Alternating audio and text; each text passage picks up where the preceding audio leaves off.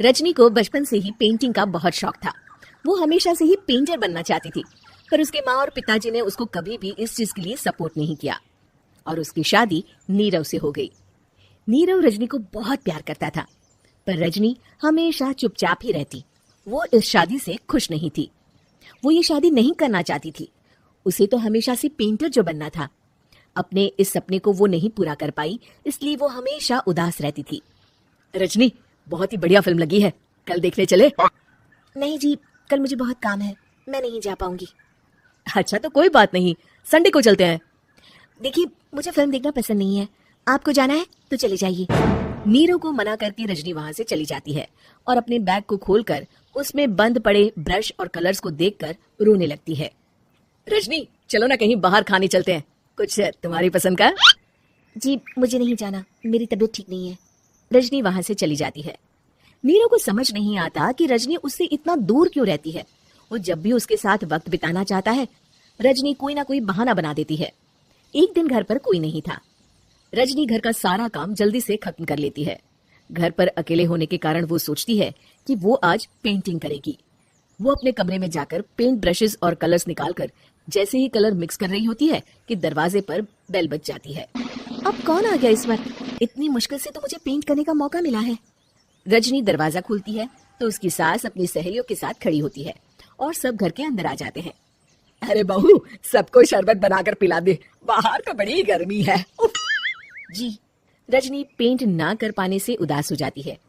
उसे गुस्सा भी आ रहा होता है कि उसने इस शादी के लिए हाँ क्यों कह दी। वो रसोई में जा रही होती है कि उसकी सास उसे रोकती है। बहू, सबके खाने का भी इंतजाम कर लेना, आज का लंच तो ये सब यहीं करेगी। हाँ। रजनी बिना कुछ कहे रसोई में चली जाती है। सबके लिए खाना बनाती है। सब खाना खाते हैं और रजनी घड़ी देखती है कि ये सब कब जाएंगे ताकि वो अपनी पेंटिंग कर सके।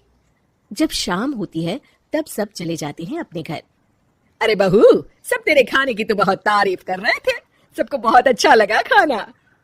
आपको मुझे सुबह बताना चाहिए था ना कि आपकी सहेलियां आ रही है। पता भी है कितना वक्त लगा सारा खाना बनाने में। अरे बहू, तू ऐसे कैसे बात कर रही है मुझसे? तो और कैसे बात करूं? मैं इस घर की कोई नौकरानी नहीं हूं कि इतना काम करूंगी।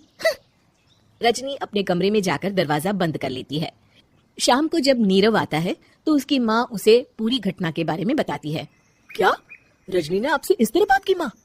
हाँ, और पता नहीं उसे क्या हो गया है, शाम से बाहर भी नहीं आई है। मैंने तो कई बार आवाज दी, खाना भी नहीं खाया उसने। तू ही बात करके देख ले बेटा। नीरव अपने कमरे का दरवाजा खटखटाता है। रजनी, दरवाजा खोलो, मैं हूँ। रजनी दरवाजा खोलती है और फिर वापस जाकर अपने बिस्तर पर लेट जाती है। रजनी, माँ से बात करने का ये क्या तरीका है? मैंने कोई गलत बात नहीं की है। अरे तुम क्यों ऐसे बर्ताव कर रही हो सबके साथ? क्या तुम इस शादी से खुश नहीं हो? रजनी कुछ नहीं बोलती। अरे बताओ मुझे रजनी, क्या ये शादी तुम्हारी मर्जी के खिलाफ हुई है? हाँ, मैं ये शादी कभी नहीं करना चाहती थी। तुमसे क्या, मैं किसी से भी शादी नहीं करना चाहती थी। रजनी रोने लगती है। चुप हो जाओ रजनी, बताओ मुझे, तुम क्यों नहीं करना चाहती थी शादी? रजनी बेड के नीचे से अपने पेंटिंग्स, कलर्स, ब्रश, पेपर्स निकालती है। इतने में उसकी सास भी कमरे में आ जाती है। ये देख रहे हो, ये थे मेरे सपने। मैं पेंटर बनना चाहती थी, पर माँ पापा ने कभी सपोर्ट नहीं किया और मेरी शादी करवा दी। मेरे सारे सपने टूट गए। हर वक्त बस गुस्सा आता रहता है मुझे। मैं जानती हूँ कि आप लोगों की इसमें कोई गलती नहीं है, पर मैं क्या करूँ, मुझे समझ में नहीं आता। रजनी फूट फूट कर रोने लगती है।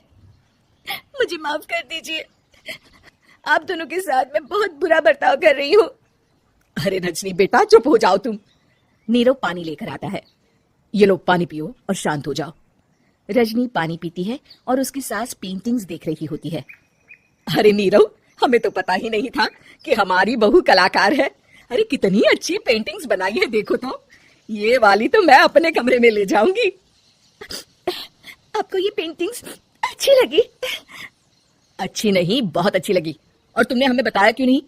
तुम जब चाहे पेंटिंग कर सकती हो रजनी। हम तुम्हारे सपनों को पूरा करने में तुम्हारा पूरा साथ देंगे। हाँ बेटा, हम कला की कद्र करते हैं। हम कलाकार तो नहीं, पर मुझे गर्व है कि मेरी बहू एक कलाकार है। रजनी, नीरव और सास तीनों हंस